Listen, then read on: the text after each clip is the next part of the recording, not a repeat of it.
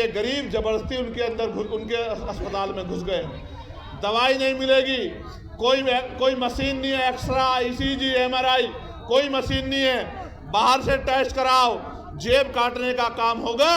तो मैंने ये कहा, जब उनका इलाज सरकारी अस्पताल में होगा तो आप देखना, डॉक्टर भी होंगे, दवाई भी होगी, टेस्ट भी होंगे और गरीबों की जेब भी कटनी बंद हो जाएगी। ये बात गारंटी तो नहीं देता, क्योंकि इस गारंटी का काम तो देश के प्रधानमंत्री ने ले रखा है कि वो गारंटी बहुत देते हैं। वो तो इतनी गारंटी देते हैं कि इनकी गारंटी में कमजोर वर्गों के जीवन की गारंटी भी पीछे चली गई है। आने वाले समय में आप आजाद समाज पार्टी को अवसर देना। अगर 1 साल के अंदर ये काम करके नहीं दिखाया तो जो आप कहोगे वो बात हम लोग स्वीकार कर लेते हैं। शराब पिलाते हैं, मिठाई खिलाते हैं, कपड़ा लुटाते हैं, सारे काम करते हैं। क्यों? क्योंकि बाबा साहब अम्बेडकर ने अपने 4-4 बच्चों के कुर्बानी देके आपकी उंगली में वो शक्ति दी है, जिसको चाहे कुर्सी में बिठा दो और जिसको चाहे कुर्सी से गिरा दो। अगर ये वोट की शक्ति आपके पास नहीं होती सम्मानित साथियों, तो आपकी चुनाव के बीच में, चुनाव के समय ये लोग आपके बीच आते हैं, लेकिन चुनाव के बाद क्या? 5 साल तक आप लोग इंतजार करते हैं कि नेता दोबारा दिखाई दे जाए, लेकिन नेताजी दोबारा नहीं आते। आप उनके दरवाजों पर जाते हो तो वो गेट बंद कर लेते हैं और ये कहते हैं कि नेताजी यहाँ नहीं है। आप ये बताओ, इन नेताओं के सारे आप अपनी लड़ाई को लड़ लोगे? इस भेदभाव को खत्म करना होगा और प्रधानमंत्री, राष्ट्रपति से लेके मुख्यमंत्री, विधायक, सांसद और क्लास 1 के अधिकारी से लेके 4th क्लास के कर्मचारी तक के बच्चों का, गांव के सरपंच से लेके और विधायक, एमपी, सबके बच्चों का की पढ़ाई सरकारी स्कूल में होनी चाहिए, जहाँ शिक्षा के दरवाजे परमानेंट के लिए, गरीबों के लिए खुल जाएंगे और ये गरीब अमीरों को पछाड़ के अपनी गरीबी की बेड़ियां काटने का काम करेंगे। चंद्रशेखर तो उनके रोजगार को बंद करवा देगा। मैं ये कह रहा हूं, नेताओं का रोजगार बंद होता हो तो हो जाए, गरीब के बच्चों के आगे बढ़ने का रास्ता बंद नहीं होना चाहिए। कि मैंने बाढ़ में आपके तैरते हुए हॉस्पिटल देखे, मैंने आप छोड़िए फीट पानी भरा हुआ देखा है, स्ट्रेचर तैरती हुई देखी है, दवाइयाँ तैरती हुई देखी है। शिक्षा एक तरफ है जहाँ अमीर के बच्चे पढ़ते हैं और एक तरफ सरकारी शिक्षा है जहाँ गरीब के बच्चे पढ़ते हैं। इस भेदभाव को खत्म करना होगा और प्रधानमंत्री, राष्ट्रपति से लेके मुख्यमंत्री, विधायक, सांसद और क्लास 1 के अधिकारी से लेके 4th क्लास के कर्मचारी तक के बच्चों का, गांव के सरपंच से लेके और विधायक, एमपी, सबके बच्चों का की पढ़ाई सरकारी स्कूल में होनी चाहिए, जहाँ किसान का बच्चा बैठ के पढ़ता है, जहाँ मजदूर का बच्चा बैठ के पढ़ता है, उसी टेबल पे मंत्री, विधायक, सांसद, मुख्यमंत्री, राज्यपाल का बच्चा भी पढ़ना चाहिए। तब जाकर जब डीएम का बच्चा उसी कुर्सी पे क्लास में बैठा होगा, जब एसपी का बच्चा उसी क्लास में बैठा होगा और आपके मेरे गरीब परिवार का बच्चा भी उसी क्लास में बैठा होगा, एक समान शिक्षा मिलेगी, तब जाके शिक्षा के दरवाजे परमानेंट के लिए, गरीबों के लिए खुल जाएंगे और ये गरीब अमीरों को पछाड़ के अपनी गरीबी की बेड़ियां काटने का काम करेंगे। जब मैंने ये आवाज उठाई तो सत्ता में बैठे लोगों को बड़ी तकलीफ हुई।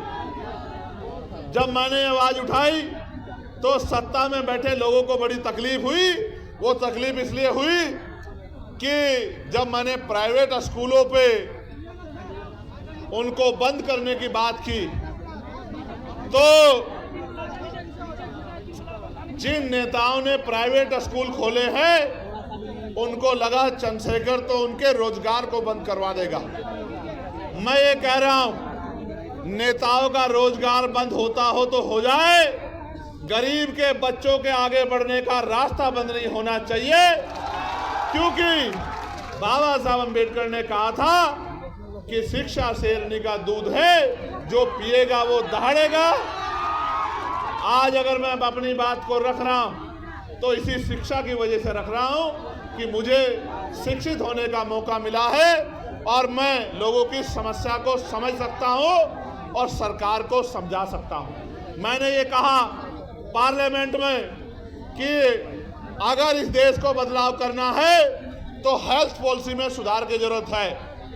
पूछा गया कैसी होनी चाहिए, मैंने कहा होनी ऐसी चाहिए कि गरीब के बच्चों को भी, गरीब आदमी को भी सरकारी अस्पताल में इलाज के लिए सरकार कहती है कि हमने बड़े अच्छे सरकारी अस्पताल बना दिए हैं। बिहार के लोगों को तो मैं ये कहूँगा कि मैंने बाढ़ में आपके तैरते हुए हॉस्पिटल देखे, मैंने आप छोड़िए गया को छोड़िए, मोतिहारी को छोड़िए, बक्सर को छोड़िए, मैंने तो पटना के हॉस्पिटलों में 2-2 फीट पानी भरा हुआ देखा है, स्ट्रेचर तैरती हुई देखी है, दवाइयाँ तैरती हुई देखी है।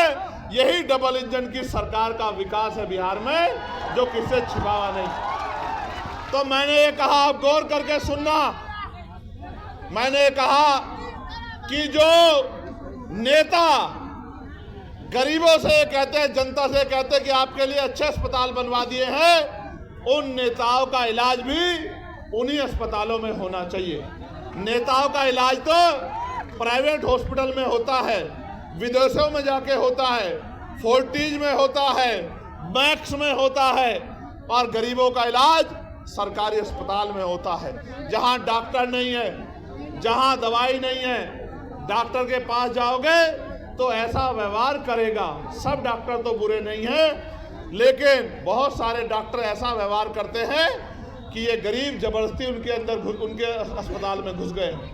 दवाई नहीं मिलेगी, कोई मशीन नहीं है, एक्सरा, ईसीजी, एमआरआई, कोई मशीन नहीं है, बाहर से टेस्ट कराओ, जेब काटने का काम होगा। तो मैंने ये कहा कि प्रधानमंत्री हो, राष्ट्रपति हो, केंद्रीय सचिव हो, प्रमुख सचिव हो केंद्र के, या मुख्य सचिव हो, या डीएम हो, एसएसपी हो, या मुख्यमंत्री हो, या मंत्री हो केंद्र के, स्टेट के, विधायक हो, सांसद हो, सबका इलाज और उनके बच्चों का इलाज सरकारी अस्पताल में होना चाहिए। जब उनका इलाज सरकारी अस्पताल में होगा तो आप देखना डॉक्टर भी होंगे, दवाई भी होगी, टेस्ट भी होंगे, और गरीबों की जेब भी कटनी बंद हो जाएगी। ये बात मैंने पार्लियामेंट में रखी। सम्मानित साथियों, मैं लगातार बिहार को संघर्ष करते देख रहा हूं। बहुत सारी समस्याएं मेरे सामने रखी हैं। मैं आपको बहुत बड़ी गारंटी तो नहीं देता, क्योंकि इस गारंटी का काम तो देश के प्रधानमंत्री ने ले रखा है कि वो गारंटी बहुत देते हैं। वो तो इतनी गारंटी देते हैं कि इनकी गारंटी में कमजोर वर्गों के जीवन की गारंटी भी पीछे चली गई है। इसलिए मैं आपको एक ही गारंटी दे सकता हूं कि रोटी, कपड़ा, मकान, पीने के लिए साफ पानी, पहनने के लिए अच्छे कपड़े, अच्छी शिक्षा, अच्छी चिकित्सा, और नौजवानों को, पढ़े लिखे नौजवानों को रोजगार, महिलाओं को घर पे कुटीर उद्योग लगा के रोजगार, ये बहुत कोई बड़ा काम नहीं है। मैं आपको गारंटी देता हूं, आने वाले समय में आप आजाद समाज पार्टी को अवसर देना। अगर 1 साल के अंदर ये काम करके नहीं दिखाया तो जो आप कहोगे वो बात हम लोग स्वीकार कर लेंगे। आप पिछले लंबे समय से कभी किस पार्टी को मौका देते आए हो? कभी आप किसी को बनाते हो, कभी आप किसी को बनाते हो, और 5 साल तक आप इंतजार करते हो कि ये नेता किसी के बारे में ऐसे शब्द ना कहो जो आप अपने पिता के लिए नहीं सुन सकते। अगर सुन सकते हो तो कहो। मैं आपको गलत रास्ते पे नहीं ले जाना चाहता। हमेशा याद रखो, दूसरे के लिए उन्हीं शब्दों का प्रयोग करो जो आप अपने लिए सुन सकते हो। अगर नहीं सुन सकते हो तो ऐसे शब्दों का प्रयोग ना करो, क्योंकि हर आदमी सम्मान रखता है। हमारा उनका राजनीतिक विरोध है, उनके कार्यशैली अच्छी नहीं है, हम उनकी आलोचना कर सकते हैं, उनके द्वारा बोले गए झूठ को बेनकाब कर सकते हैं, जनता के सामने उनकी असलियत को रख सकते हैं, लेकिन किसी को गलत कहना, व्यक्तिगत रूप से ये अच्छा नहीं है। इसलिए मैं अपने साथियों से कहूँगा कि वो समझदार बने। साथ साथ मैं आपको ये कह रहा था कि यहाँ के नेताओं को आपने भरोसा किया।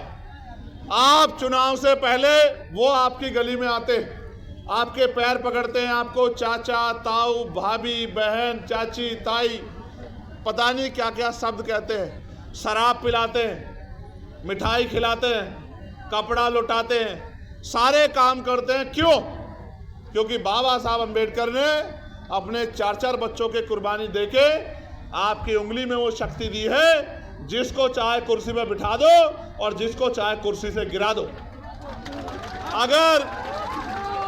अगर ये वोट की शक्ति आपके पास नहीं होती सम्मानित साथियों, तो आपकी बस्तियों में पैर रखने के लिए कोई नहीं जाता। ये बाबा साहब अम्बेडकर के संघर्षों का परिणाम है कि चुनाव के बीच में, चुनाव के समय ये लोग आपके बीच आते हैं। लेकिन चुनाव के बाद क्या? 5 साल तक आप लोग इंतजार करते हैं कि नेता दोबारा दिखाई दे जाए, लेकिन नेताजी दोबारा नहीं आते। आप उनके दरवाजों पर जाते हो तो वो गेट बंद कर लेते हैं और ये कहते हैं कि नेताजी यहाँ नहीं है। आप ये बताओ, इन नेताओं के सहारे आप अपनी लड़ाई को लड़ लोगे कि आप हमारी आवाज़ को पार्लियामेंट में भी उठाएं और हमारी बहाली कराने का काम करें? मैं होमगार्ड के भाइयों को विश्वास दिलाता हूं, मगर विश्वास दिलाते मैं ये भी कहना चाहता हूं, जब सरकार इतने बड़े पैमाने पर निजीकरण करेगी तो कल जो आरक्षण रूपी अधिकार हथियार आपको मिला है वो तो बेसर हो जाएगा। जब सरकारी नौकरी नहीं होगी तो सामाजिक गैर बराबरी आज भी इतनी है, तो दलित पिछड़ों के बच्चे यहाँ जाति व्यवस्था के आधार पर चमार, वाल्मीकि, पासी, धोबी, कोरी, खटीक, कुशवा, मौर्य, साके, यादव, जाट, गुर्जर, निषाद, जिसको सैनी आपके यहाँ कहते हैं, कश्यप, पाल, प्रजापति, इनके बच्चों को कौन कुर्सी पर बैठने देगा? आप मुझे बताइए। क्या आज देश में समानता आ गई है? तो इनके बच्चों को कौन कुर्सी पे बैठने देगा? इसलिए निजीकरण करके जिस तरह से इनके बच्चों का रास्ता रोकने का काम किया जा रहा है, मैं आपको विश्वास दिलाने का काम करता हूं कि आने वाले समय में हम लोग निजी क्षेत्रों में आरक्षण की मांग दलित, पिछड़े, आदिवासी समाज के लिए करेंगे और इनको निजी क्षेत्रों में आरक्षण दिलाने का काम करेंगे। ये मैं आपसे वादा करता हूं।